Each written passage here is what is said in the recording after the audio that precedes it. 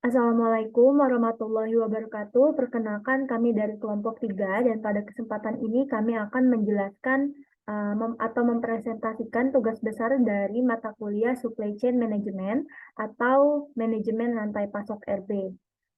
Adapun anggota kelompok 3, yang pertama ada Firanti dengan NIM 1191424, kemudian ada saya sendiri, Sofiana Uriska dengan NIM 1191427, kemudian ada Sylvia dengan NIM 1191454, dan juga Chandra Wahyu dengan NIM 1191409.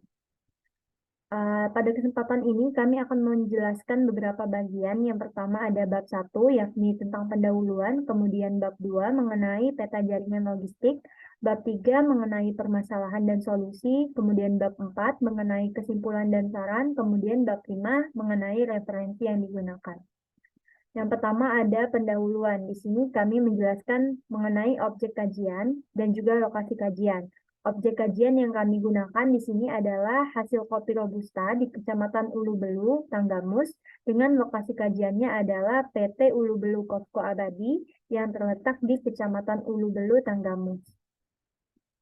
Adapun simpul asal dan simpul tujuan, pelaku rantai pasok yang terjadi dimulai dari petani sebagai produsen, lalu berlanjut ke tengkulak sebagai penghubung antara petani dan pedagang pengumpul. Kemudian dari pedagang pengumpul, produk akan dikirimkan ke pedagang besar yang selanjutnya dikirimkan ke industri kopi ataupun eksportir untuk dijual kepada konsumen. Adapun aliran produk dari hulu ke hilir adalah sebagai berikut. Yang pertama, petani, tengkulak, pedagang pengumpul, pedagang besar, kemudian industri kopi ataupun eksportir. Kemudian aliran produk juga itu bisa memotong dari rantai pasok dari hulu dengan menjualnya langsung ke pedagang pengumpul ataupun pedagang besar. Selanjutnya ada diagram jaringan logistik dari PT Ulu Bulu Kopko Abadi. Yang pertama adalah dari petani. Petani bisa menjual produknya ke pedagang pengumpul, tengkulak, ataupun langsung ke konsumen.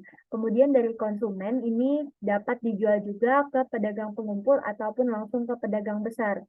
Kemudian dari pedagang pengumpul ini mereka juga dapat menjual langsung ke pedagang besar, kemudian dari pedagang besar dapat dijual ke eksportir ataupun industri bubuk kopi, dan dari kedua bagian tersebut akan dijual ke konsumen.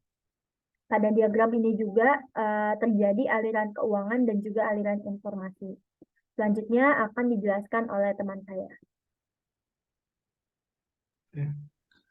Selanjutnya itu bab 2 mengenai peta jaringan logistik.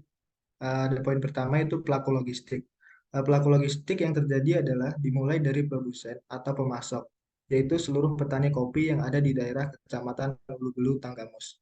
Hasil kopi yang dihasilkan dapat langsung disalurkan ke konsumen ataupun dapat juga ke beberapa pedagang pengumpul, tengkulak, hingga ke eksportir atau industri pabrik kopi.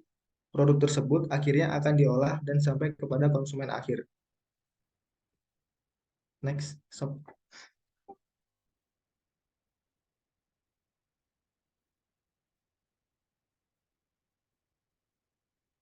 Selanjutnya itu penyedia jasa logistik yang terlibat.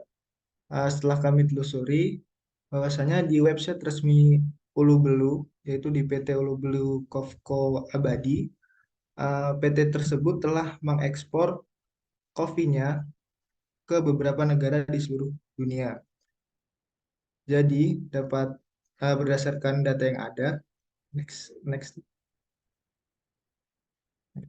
Berdasarkan data dan informasi yang ada pada websitenya, perusahaan tersebut telah melakukan ekspor kopi ke berbagai negara, yang artinya proses pengiriman barang atau logistik dilakukan melalui beberapa mode transportasi, yaitu pesawat dan kapal laut. Adapun untuk ekspor di luar kota menggunakan mode transportasi darat, yaitu truk. Selanjutnya akan dijelaskan oleh Piranti. Baik, selanjutnya yaitu penyedia fasilitas logistik yang mendukung. Yang pertama yaitu ada pupuk dan herbisida didapatkan petani melalui lembaga pemasaran tempat mereka menjual hasil panen. Dan yang kedua yaitu lembaga pemasaran yang menyediakan atau meminjamkan modal kepada petani kopi serta menyediakan sarana transportasi untuk mengangkut kopi. Next. Adapun permasalahan yang terjadi yaitu karena kurangnya informasi petani akibat sistem distribusi rantai pasok yang tidak berjalan dengan baik ataupun terlalu panjang, serta penurunan hasil panen yang menyebabkan keuntungan petani tidak maksimal. Selanjutnya yaitu usulan solusi dengan melakukan analisis kinerja dari setiap bagian rantai pasok yang terlibat dan juga menganalisis aliran produk, aliran informasi, dan aliran keuangan dalam rantai pasok di Kecamatan Ulu Belu, Kabupaten Tanggamus. Selanjutnya akan disampaikan oleh rekan saya, Sylvia. Yang selanjutnya yaitu bab 4 kesimpulan dan saran. Kesimpulannya adalah kondisi rantai pasok kopi Robusta di Kecamatan Ulu Belu, Kabupaten Tanggamus ialah sebagai berikut.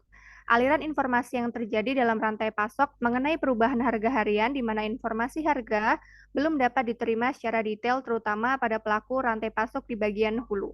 Aliran produk mengalir dari petani ke tengkulak, pengumpul, pedagang besar, eksportir atau industri kopi bubuk dalam bentuk kopi ose atau green bean. Aliran keuangan antar lembaga pemasaran mengalir dari hilir ke hulu secara tunai dan lancar. Pemasaran kopi akan lebih baik jika diintegrasi melalui kelompok tani agar jumlah produk yang dijual dalam skala besar dapat dijual ke lembaga pemasaran atas untuk mendapatkan harga yang lebih baik. Lalu saran yang dapat kami usulkan untuk PT Ulu Belu Kofco Abadi ini adalah jual beli kopi akan lebih baik jika dilakukan dengan sistem kontrak maupun kemitraan dengan lembaga pemasaran yang lebih tinggi agar informasi kebutuhan pasar, ketersediaan produk, dan harga dapat diketahui secara pasti sehingga aliran informasi dan aliran produk dapat berjalan dua arah. Lalu di sini kami menggunakan 2 jurnal sebagai referensi untuk mendukung tugas besar rantai pasok kali ini.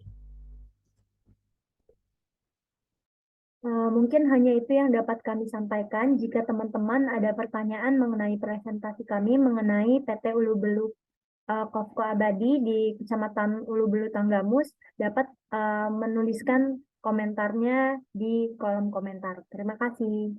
Assalamualaikum warahmatullahi wabarakatuh.